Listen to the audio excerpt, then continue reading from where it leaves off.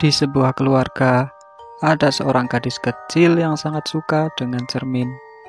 Di waktu luangnya, ia bahkan sering menghabiskan waktu di sekitar cermin tersebut. Karena tak memiliki teman, ia menjadikan cermin itu sebagai temannya dan memberi nama dengan nama Mona Lisa. Sang ayah terpaksa memberikan cermin sebesar itu demi putri bungsunya yang sakit-sakitan dan berharap dia tidak perlu harus pergi ke rumah sakit lagi untuk melihat cermin yang sama seperti yang ada di sana.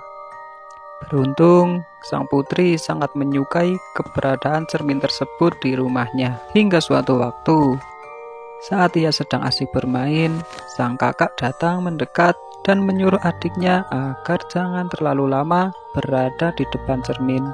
Sang kakak lantas bilang bahwa jika terlalu lama berada di depan cermin, maka akan ada sosok lain yang ikut bercermin bersamanya. Sosok berwajah pucat yang menyeramkan. Ia hanya terdiam mendengar ocehan kakaknya yang memang suka bercanda dan terkadang iseng padanya. Meski begitu, ia mulai ragu. Bagaimana jika yang dikatakan oleh kakaknya ternyata benar? Bagaimana kalau makhluk itu benar-benar menampakkan dirinya dengan sosok yang menyeramkan? Karena hal itu, ia jadi sedikit takut saat berada di depan cermin. Sang ibu yang menyadari itu segera tahu, pasti ada sesuatu dengan putri kecilnya itu. Setelah dibujuk dan ditanya apa yang terjadi dengan Mona Lisa-nya, ia akhirnya mulai mengatakan apa yang telah diceritakan oleh kakaknya. Mendengar itu, sang ibu tentu tidak suka dan langsung memanggil kakaknya. Tak lupa, ayahnya juga ikut menasehati agar jangan menakut-nakuti adiknya dengan hal semacam itu.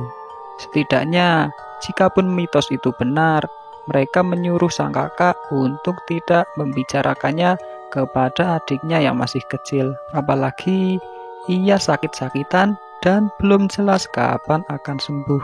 Sang ibu juga menasehati si adik agar bercermin seperlunya supaya Mona Lisa tidak lelah dan bisa beristirahat. Kakaknya juga bersedia meminta maaf dan bilang tidak akan bercanda seperti itu lagi. Karena tidak biasanya kakaknya meminta maaf seperti itu, si adik justru merasa ada yang aneh. Seperti ada sesuatu yang mereka sembunyikan darinya. Hingga di beberapa hari kemudian, ia melihat kakaknya menjadi sedikit aneh. Kali ini, justru si kakak yang lebih sering berada di depan cermin dan duduk termenung dalam waktu yang lama.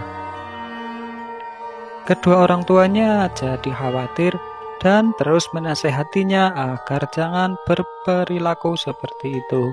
Tapi si kakak terlihat tak peduli. Malam harinya, si kakak diam-diam keluar kamar dan turun ke arah lantai 1.